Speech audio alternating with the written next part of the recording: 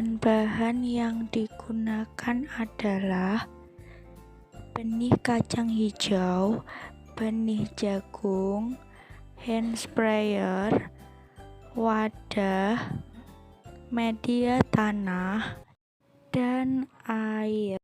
Prosedur pelaksanaan yang pertama, siapkan benih tanaman pangan monokotil dan dikotil. Saya memilih jagung dan juga kacang hijau. Kemudian rendam beberapa benih selama 24 jam.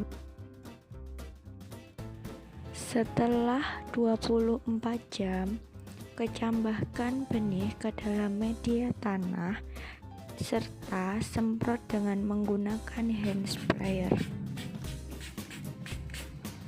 Kemudian letakkan di tempat yang minim cahaya. Setelah hari ke-7 dapat kita amati.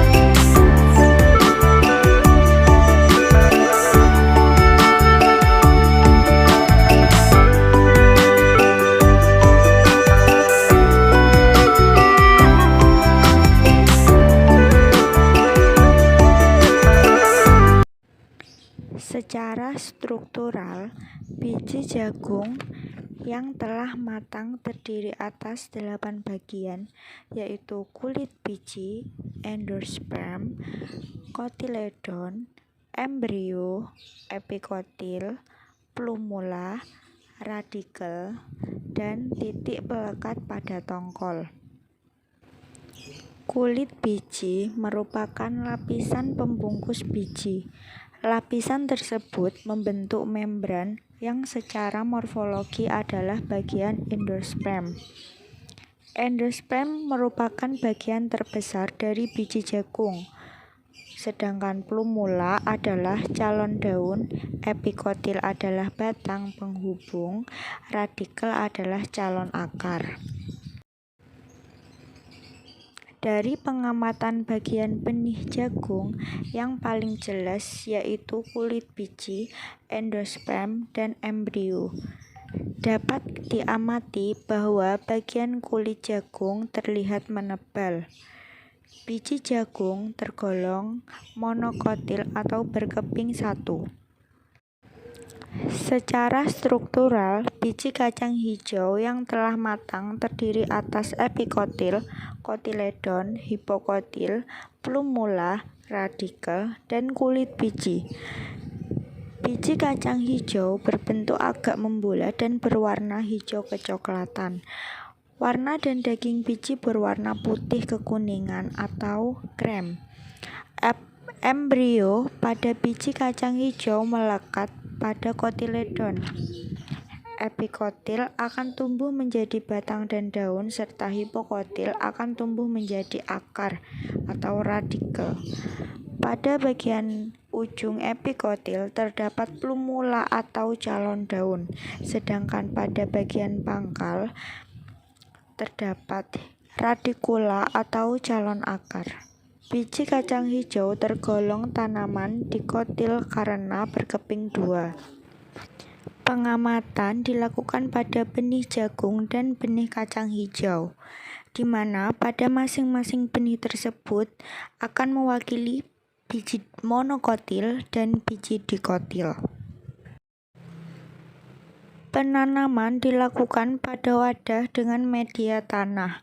Terdapat 2 tipe perkecambahan, yaitu tipe perkecambahan hipogeal dan epigeal. Hipogeal merupakan pertumbuhan memanjang dari epikotil yang menyebabkan plumula keluar menembus dari kulit biji dan muncul di atas tanah. Sedangkan pada tipe perkecambahan epigel merupakan tipe perkecambahan yang menghasilkan kotiledon dan epikotil yang keluar dari biji.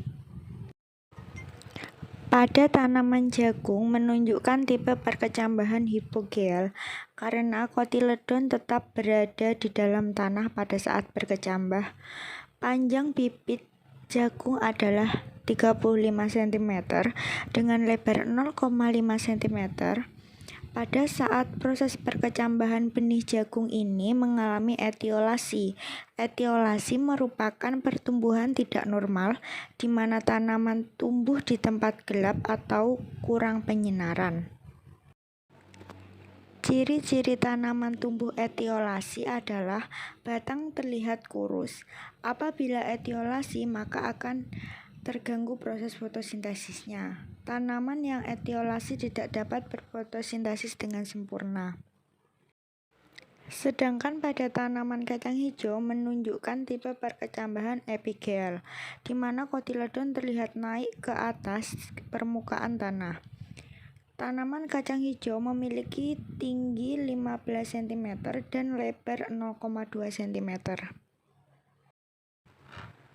Berdasarkan hasil pengamatan dapat disimpulkan bahwa terdapat perbedaan struktur benih dan tipe perkecambahan antara tanaman monokotil dan tanaman dikotil. Tanaman monokotil yaitu jagung memiliki struktur benih berkeping satu, sedangkan pada tanaman dikotil yaitu kacang hijau memiliki struktur benih berkeping dua.